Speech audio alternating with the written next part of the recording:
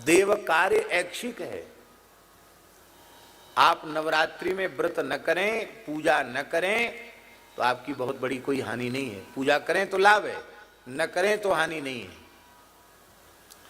लेकिन श्राद्ध पिता का आ जाए आप न करें तो बड़ी भारी हानि है।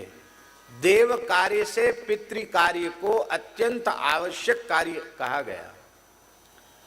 पितृ कार्य का त्याग नहीं, वो ऐच्छिक नहीं है, वो आवश्यक है।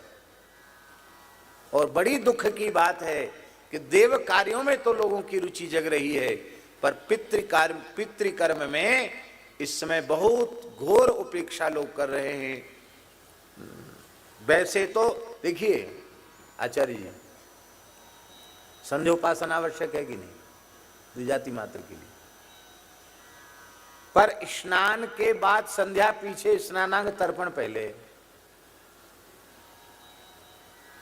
हम गलत बोल रहे हैं तो बताओ।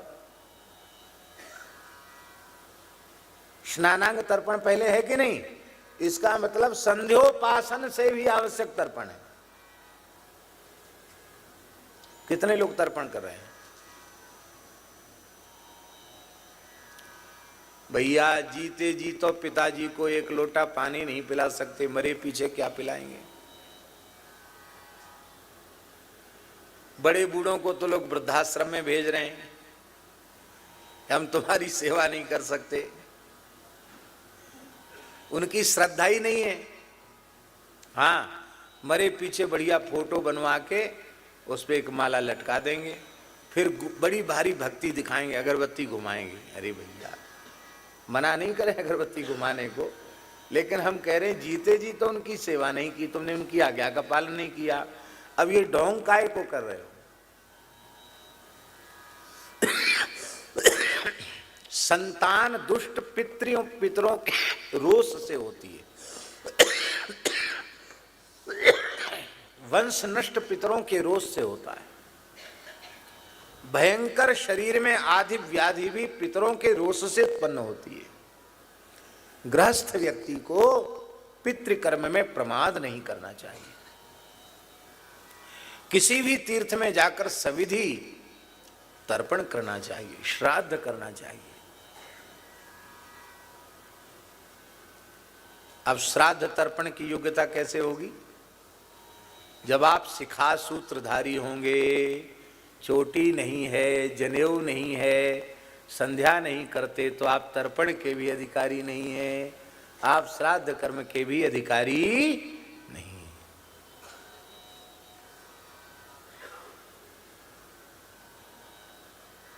चोटी भी रखना पड़ेगी, जनेऊ भी पहनना पड़ेगा। अरे दुनिया भरे का कपड़ा लादे रहते हो, जनेऊ पहनने में तुमको कौन सा वजन लगता है?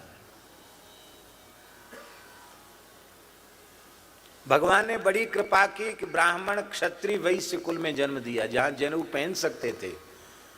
और जिस जाति में जन्म लेकर आप यज्ञोपवीत धारण कर सकते थे, यज्ञोपवीत धारण नहीं किया तो फिर उस जाति में फिर जन्म नहीं मिलेगा, फिर तो अंत्यज कुल में ही पैदा होना पड़ेगा। जिस द्विजाति का कुल 7 पीढ़ी तक बिना जनेऊ और बिना चोटी के, बिना संध्या के बीत जाती हैं 7 पीढ़ियां, वह द्विजाति का कुल चांडाल का कुल हो जाता है, ऐसा महाभारत आदि ग्रंथों में लिखा है। अभी 7 पीढ़ियां इस देश में नहीं बीती हैं। आप जनेऊ नहीं पहनते, आपके पिताजी जरूर पहनते होंगे। मान लो आपके पिताजी नहीं पहनते, आपके दादाजी जरूर पहनते होंगे। मान लो आपके दादाजी को भी आपने देखा और न पहनते, आपके परदादा अवश्य ही जनेऊ पहनते होंगे, इसमें संदेह नहीं। तो 7 पीढ़ी तो नहीं बीती। इसलिए मेरी प्रार्थना है, आप कथा तो सुनते हो, मानस पाठ करते हो, बहुत अच्छी बात है, पर समय से यज्ञोपवीत कराओ। ये वैश्य कुल के बालक हैं, इनकी आयु इसमें जनेऊ के योग्य है।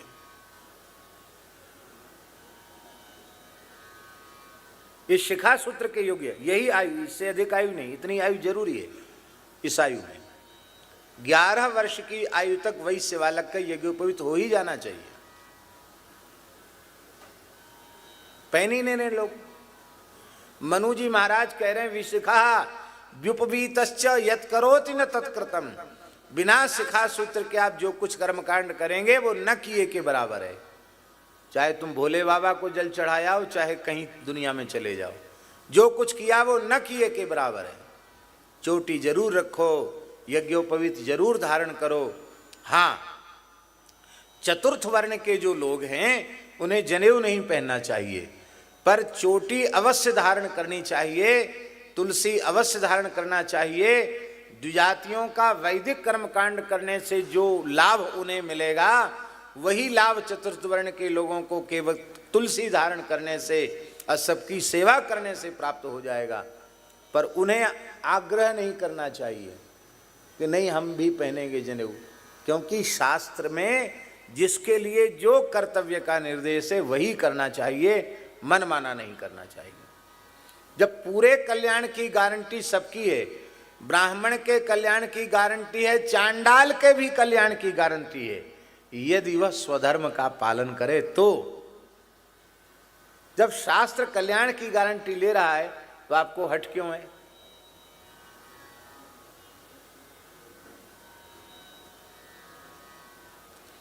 भगवान की भक्ति करने का अधिकार चारों वर्णों का है, लेकिन जनेऊ धारण करने का अधिकार ब्राह्मण, क्षत्रिय और वैश्य इन तीन वर्णों को ही है। उन्हें अवश्य धारण करना चाहिए। तब आप लोग एक बात कह सकते हैं कि चतुर्थ वर्ण के लोग अपने श्राद्ध तर्पण आदि कैसे करें? यज्ञोपवीत तो उनके नहीं है, तो समंत्रक तर्पण आदि करने से जो लाभ समंत्रक तर्पण करने से द्विजातियों को होगा, वही लाभ अमंत्रक तर्पण करने से चतुर्थ वर्ण के लोगों। वो गंगा जमुना जी में नहाकर ये पिताजी का, ये दादाजी का, ये परदादाजी का कह के जल दे देंगे, इतने से ही उनका कल्याण हो जाएगा। केवट ने राम जी के चरण धोए और पितर पार कर, फिर पितरों को पार किया। तो हमारे महाराज जी कहते थे पितरों को कैसे पार किया? बोले कठोता में जिसमें राम जी के चरण धोए थे, दौड़ के केवट गया, कुसा उखाड़ लाया और बोले भैया अब दादा परदादा तो जिंदे हैं ना, सबको चरणामृत दे दें, गंगा जी का जल तो है ही है।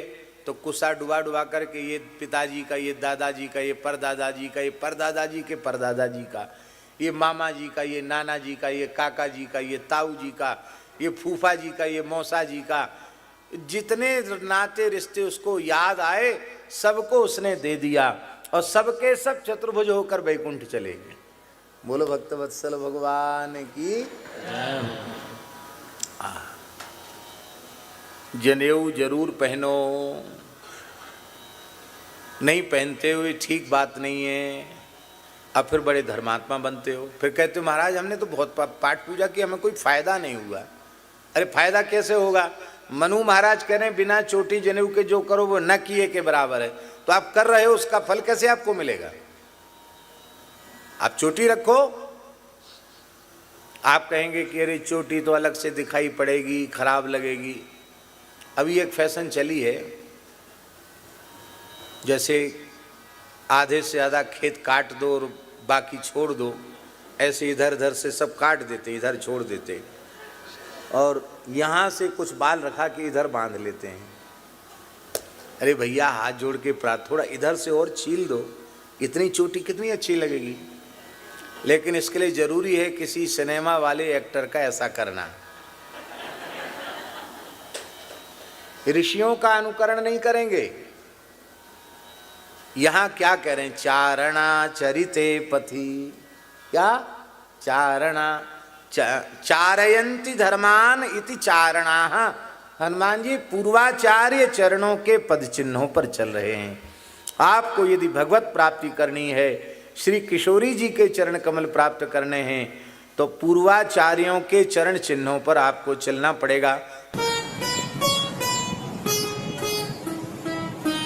श्री सीताराम प्रतिदिन सत्संग एवं दर्शन के लिए श्री महाराज जी के ऑफिशियल चैनल को जरूर सब्सक्राइब करें।